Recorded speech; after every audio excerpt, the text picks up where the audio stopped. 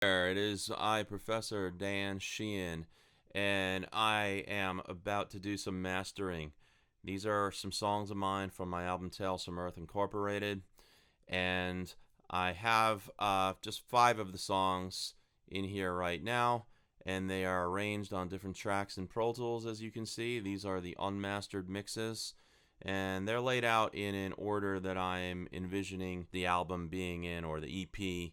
It's already out as an album, actually, but we're pretending we're mastering an EP here. So the goal of our mastering, you see that everything's already a stereo file, so it's all mixed. We want one more attempt to get things sounding really awesome, and also, since it's going to be an EP or an album, we want the songs to sound consistent with each other.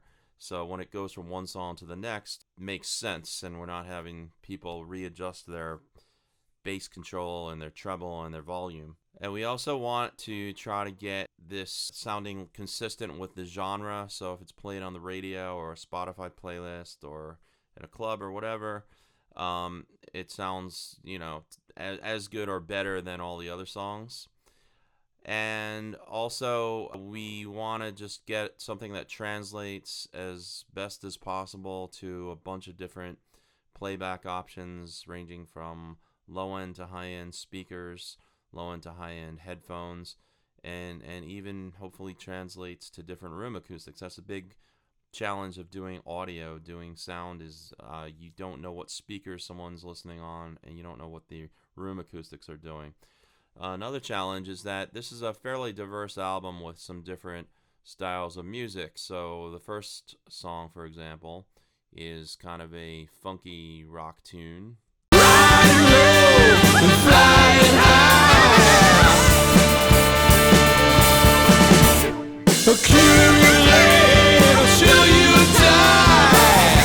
And then we have some other songs that are, different styles of rock, like this one, Teotihuacan. Friendly smiles on the faces of your kids. But now as I pull into town, I'm greeted by a sea of frowns and traffic. So those 2 songs are not radically different from each other, but different instrumentation. The first one, you heard some horns in there. This one's got piano. The next song is quite a departure. This is a much more acoustic song right here.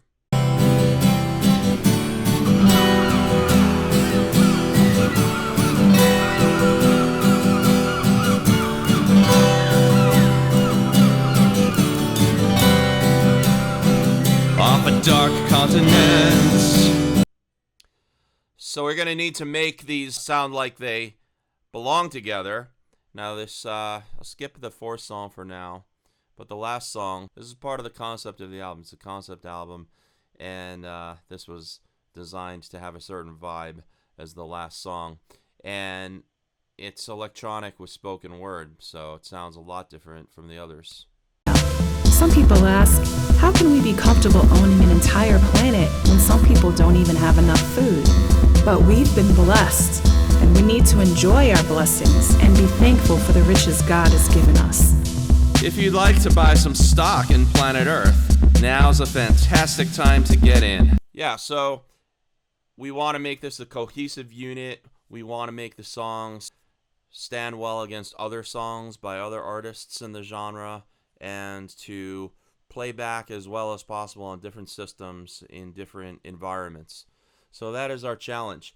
So mastering, there's still people who will... I have some videos on our YouTube playlist. For those of you that aren't...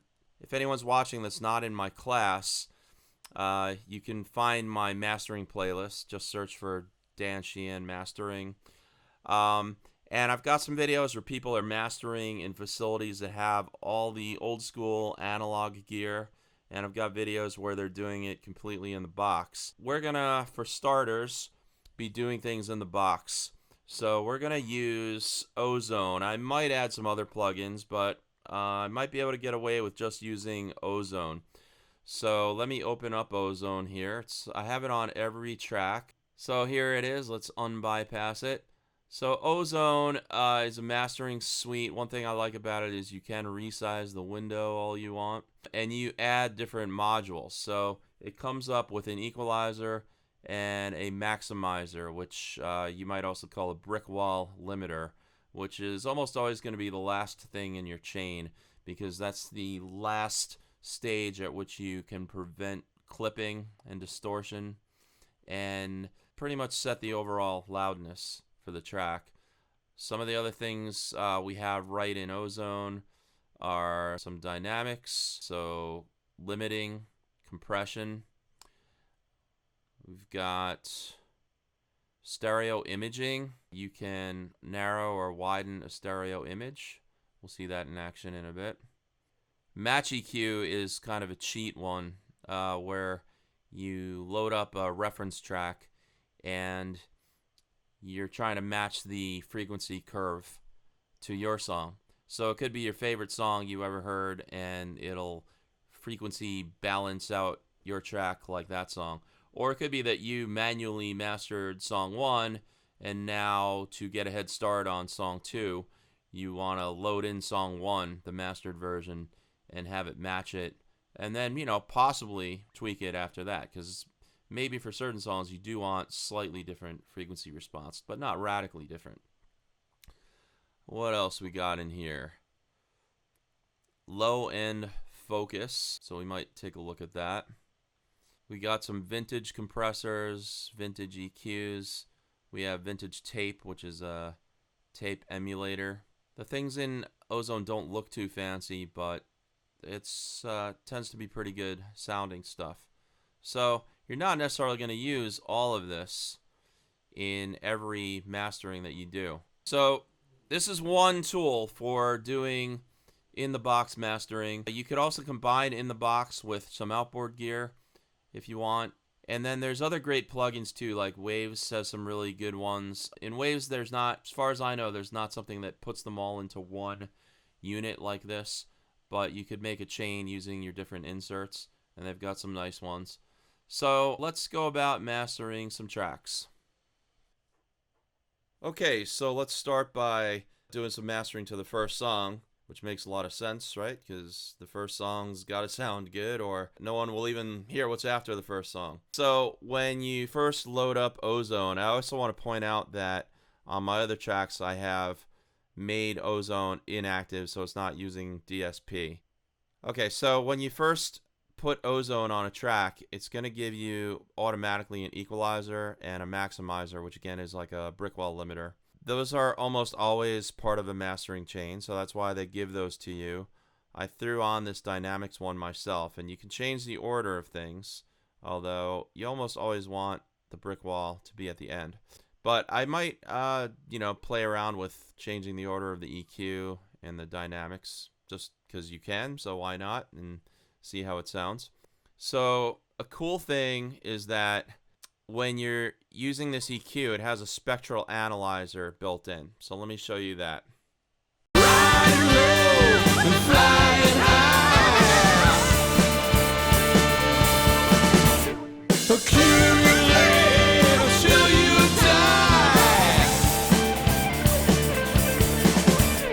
So as you could see, there was a lot of energy down on the low end, and it tapers off over here. We'll play that again just in case you didn't catch it.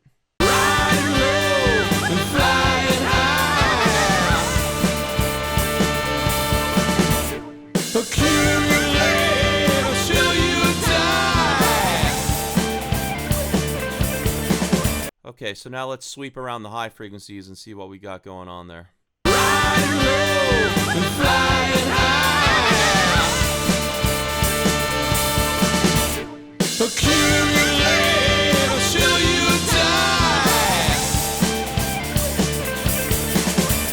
We'll sink the competition till they can't feed their kids. Do anything it takes to keep the cost below the lid. Okay, so I just wanted to show you that the spectral analyzer is responsive. As I change it, the curve on the analyzer also changes. So I'm kind of surprising myself here because I didn't think I'd want to do a high shelf. You saw I started with peak EQ, but I sort of felt like the whole upper area as I swept around had a lot of nice energy to it that we were losing out on. So I went with a high shelf, and I like it like that. Now, we were talking a moment ago about the low end, and we saw that that had a lot of energy, which again is not necessarily a bad thing, and maybe this makes up for it. But one thing we could try is, we could do some cutting, but what I would like to do is compress the low end so it doesn't, every time the kick drum hits, is not a giant oomph. So the dynamic section is really good for that because it gives you a multi-band compressor or limiter. You see there's compressor controls down here, limiter. It's all the same. It's a little weird to see a ratio control on a limiter actually, but you get two different threshold limits. So it's basically like you can set a more extreme for signals above a certain level. You can have a more extreme compression or limiting, and then above another level, not quite as much, you can have a little more of a mild compression. You see that the limiter starts out with a 10-to-1 ratio. The compressor, I don't know where it starts. I had moved it around before. But what you can do, since it's a multi-band, is you can click along the frequency spectrum and put in crossover frequencies. And when I do that, I create a new band.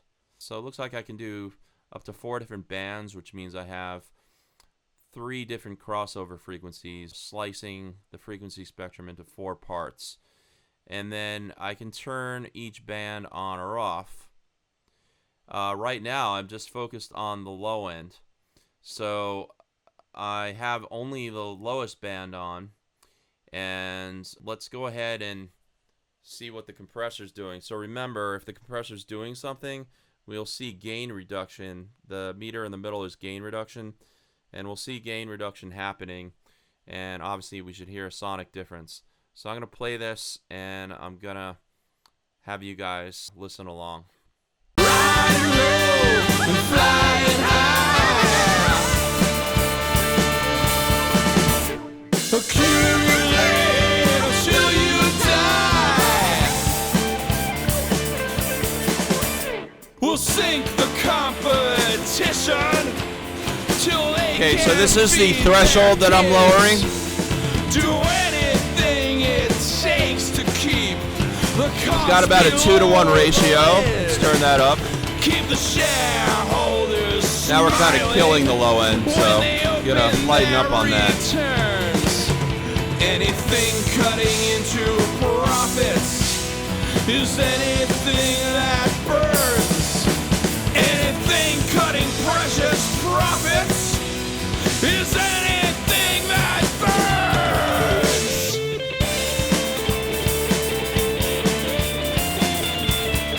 Over here you can see the compression going on also.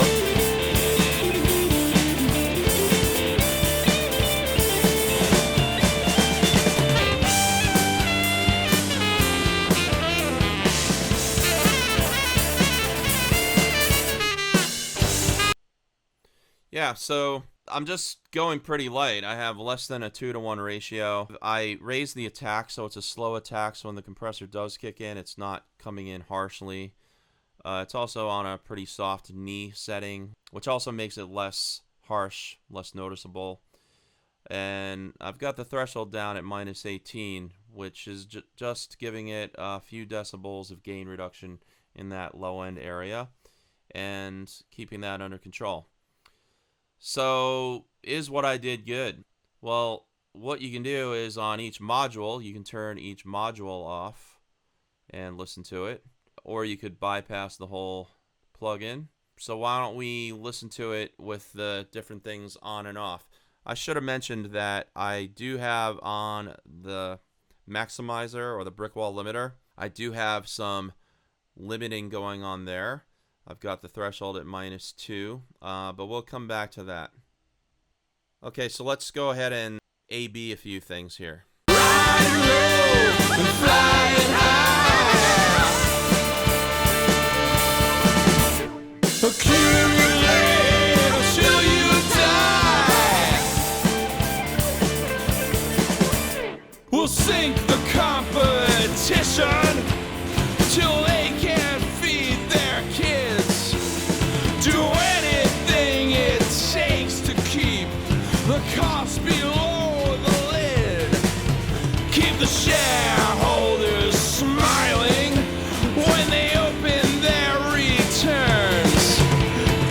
Anything cutting into profits is anything that burns. Anything cutting precious profits is anything that burns.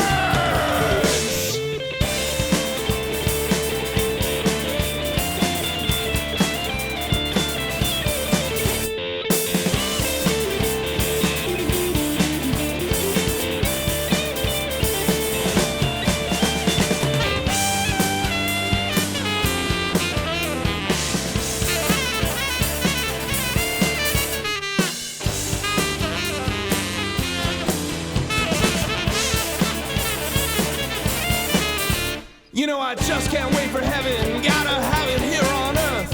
Cause I've earned it with my skills and circumstances of my birth. Buy myself designer suits and Gucci handbags for the wife. Dress her in mink coats and diamonds, gonna show her the sweet life. Riding low and flying high. Okay, so far what I'm doing seems reasonable to me. Everything seems to be improving it a little bit. On the maximizer, you might have noticed it's kind of like Pro Tools comes with Maxim for free, which is, I think also they call it the Maxim Ultra Maximizer. The main controls are these two, which is the ceiling. If you want your song as loud as possible, you can turn that up to 0 dB. But there are certain times when you need to lower that. Like if you were doing something for broadcast, like for television or for film, they might specifically tell you to put it at -6 or even -12 or something like that, so that it never gets louder than that amount. As I move the threshold down, it compresses signal that's above the threshold, and at the same time it pushes things up to the ceiling, so it makes things louder overall, or at least the perception is just louder. The loudest peak is, still not going to get any louder, but the overall volume of things is getting louder. When I put it very, very low, you probably noticed that it just sounded, I was just squashing the life out of it, and there was no dynamic range whatsoever. So we definitely do not want that. When you've got something like this, you got all these tools, you're tempted to use them all. There's a few things we could check out. So let's check out the Stereo Imager. So this is an interesting plugin. Again, you can do different crossovers. You can set different crossover frequencies and create these different bands. And then you can widen or narrow those bands. Probably what you would typically want to do is widen the higher frequencies. You generally want lower frequencies kept in the middle and higher frequencies to be spread out, because your ears can better detect where higher frequencies are coming from, so you get more bang out of your buck that way. So I want the maximizer at the end, so I'm just going to reorder these. And here's my Stereo Imager. Get that back here. And I'm actually going to just deal with band 4 and spread that out a bit.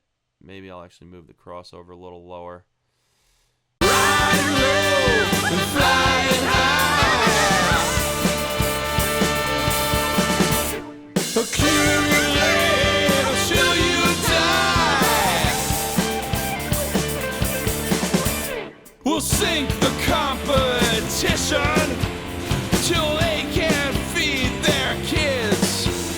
Do anything it takes to keep the cost below the lid. Keep the shareholders smiling when they open their returns. Anything cutting into profits. So I just like it Is spread out a little more. So I wasn't even planning on doing that, but we had it in the toolbox, gave it a try, and it's kind of cool. You might have noticed I switched to the polar level at one point, and it shows you if there's something called anti-phase. So once you get into this area, if you're looking at that and there's a lot of activity happening, what it means is that when you collapse your mix to mono, which would happen, for example, if someone was playing it through like a mono Bluetooth speaker or something like that, or even one that's supposedly stereo but the speakers are side by side, you're going to get phase cancellation. That would especially happen if you had a mix that had like a lot of stereo delays and stuff going on. So I was careful to put it back down and make sure that there wasn't too much happening in this area or this area. That'll help me understand what's going to happen if it does get collapsed to mono. Okay, so before I move on to the next song, just another thing you kind of might as well do is sweep around with the equalizer. So I'm going to go back to the equalizer. What I did before was based on the spectral analysis, and I decided, oh, let's try bumping up the highs. But it's not a bad idea to just sweep around some different frequencies and see what you get, and there might be some stuff you want to boost or some stuff you might want to cut. A lot of times you might want to check if cutting out some mud around 250 will help, and in some cases you might want to boost some frequencies. One of the reasons mastering started back in, I think it was the 60s or maybe even the 50s, was because there was, back in those days, vinyl record players could not handle low-end frequencies. So studio tape could, and you could have awesome bass in the studio, but then if you cut a record like that, literally the record needle would jump off the groove and maybe, end up like a centimeter away and skipping around the song. So that wasn't too good. So they had to sort of like dumb it down. So they'd go in with EQs and they would kind of dumb down the bass actually. But while they were doing this, they noticed when they were sweeping frequencies that there was just some overall things you could do that, apart from treating the bass, that just might make the track sound better. So let's do some sweeping.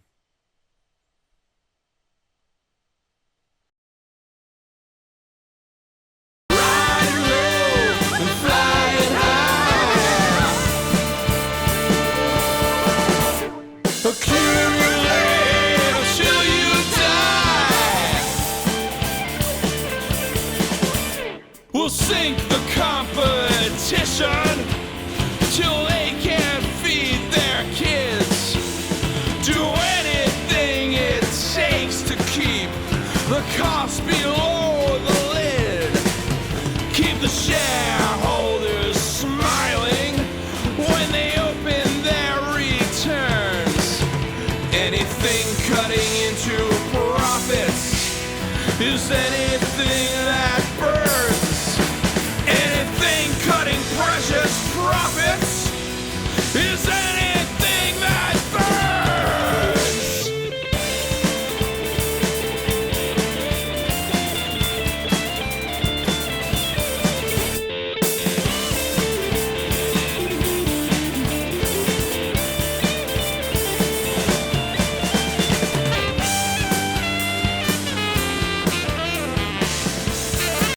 Okay, so swept around. I didn't think the mud was too much of a problem, so I didn't do the cut around the 250 area. I found this spot where I felt like the snare had a lot more power and was driving the song.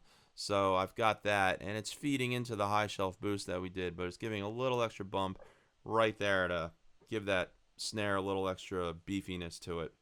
So at this point, I might want to reference the other songs and see how they're sounding. I'll start off with something that's somewhat similar sounding, and we'll see how different they sound. Maybe I'll be like, whoa, that other song sounds way better. Let's undo everything I did, but hopefully not. Alright, so let's check out this second track here, Teotihuacan. Friendly smiles on the faces of your kids. But now as I pull into town, I'm greeted by a sea of frowns and traffic surrounding a great eyesore in the form of a Walmart store. Teotihuacan, what the heck is going on?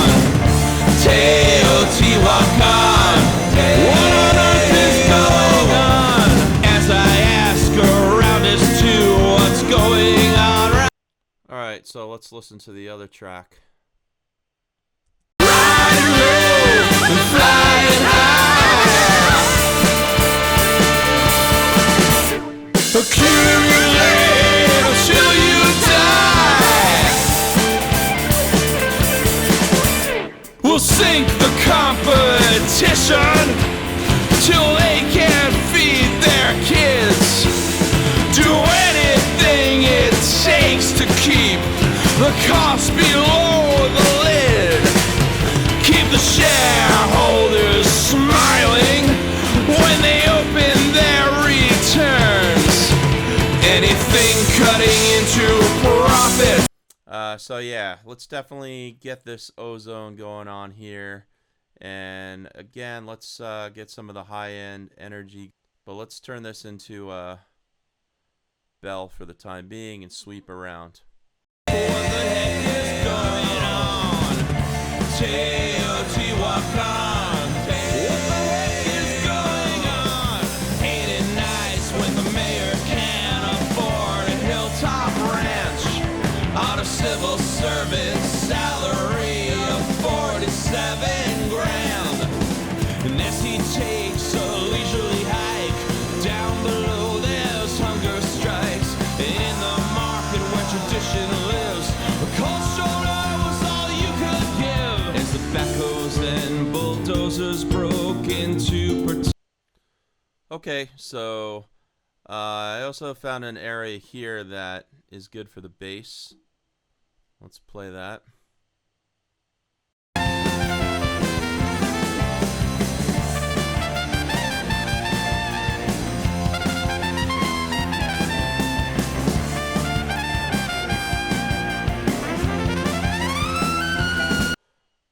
Gives a little more definition to the bass. friendly smiles on the faces of your kids.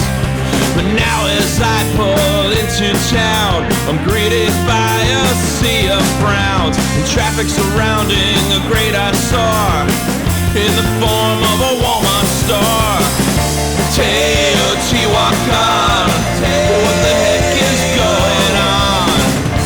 Teotihuacan, what on earth is going on? As I ask around as to what's going on around here, I hear tales of bribery, corruption, and of fear. False surveys and altered maps and bribes to keep it all under wraps. A trail of bogus documents from every level of government. Okay, so here's my final settings for the other song. Friendly smiles on the faces of your kids. But now as I pull into town, I'm greeted by a sea of frowns and traffic surrounding a great eyesore in the form of a Walmart store. Teotihuacan, what the heck is going on? Teotihuacan, what on earth is going on? As I ask around as to what's going on around here, I hear tales of bribery, corruption, and of fear. False surveys and altered maps and bribes to keep it all under wraps. A trail of bogus documents from every level of government. Teotihuacan, what the heck is going on? Teotihuacan, what the heck is going on? Ain't it nice when the mayor can't afford a hilltop ranch? Friendly smiles on the faces of your kids. But now as I pull into town, I'm greeted by a sea of frowns and traffic surrounding a great eyesore in the form of a Walmart store. Teotihuacan, what the heck is going on? Teotihuacan, what on earth is going on? As I ask around as to what's going on around here, I hear tales of bribery, corruption, and of fear. False surveys and altered maps and bribes to keep it all under wraps. A trail. Okay, so basically, as with the other song, I went after the low end, a little compression just on the low end using a multi-band compressor. I went a little into the upper mids this time though. And once I did that, I was able to lower this high shelf boost because the low end was being compressed down a little bit, so I didn't need to exaggerate the high end quite as much to make it to stand out. And on the brick wall, just put the compression threshold a few dB down, got a little bit of gain reduction, and it just sounded kind of smooth. Okay, so one last thing I'm gonna go over here. I could sit here and master every song, and it would be a very long video, and I'd be kind of doing the same stuff, just a little differently to each song. But they have a thing called Master Rebalance in Ozone, and this is pretty crazy. You can separate the vocals, bass, and drums, and do some different things with them. So this is basically like something called stem mastering. So sometimes these days, instead of people just mastering a stereo track, they get stems, which might be, for example, vocals, bass, and drums, or all instruments and then vocals separately. It makes sense if you want the music to be in film and you want to have an a cappella version, an instrumental version, and everything all together, because they might want for different scenes to use the same song in those three ways. But I think mainly why people are having mastering done that way is because people have become lazy with their mixing, and they're like, people are doing unprofessional mixing such that mastering engineers sometimes it's easier for them to have those separate stems. But in this case, you can have a stereo track and separate it out to vocals, bass, and drums. So there's another video where in my playlist where they show you how to do that. So I'm going to let them do that, the Izotope people. But I just thought I'd point that out, that it is out there. You could argue that it's kind of silly unless you do need an acapella and an instrumental version and an all-together version, because you should be able to get a good enough mix that you don't have to separate things out that way. But it is something that they make an option, so if you do have a mix that does need to be rebalanced a bit, you can do it. Okay, so I could sit here and master this whole thing in front of you, but you kind of get the idea that you get a good reference going, and then you continue on with the other songs and try to make them sound just as good as the one you did before, or even better, and then you go back to if you make it sound better, then you go back to the previous ones and make them sound better. So hopefully this gives you some insight as to how to start off with mastering. This is just an introduction. So anyway, it's been real, and go master your tracks.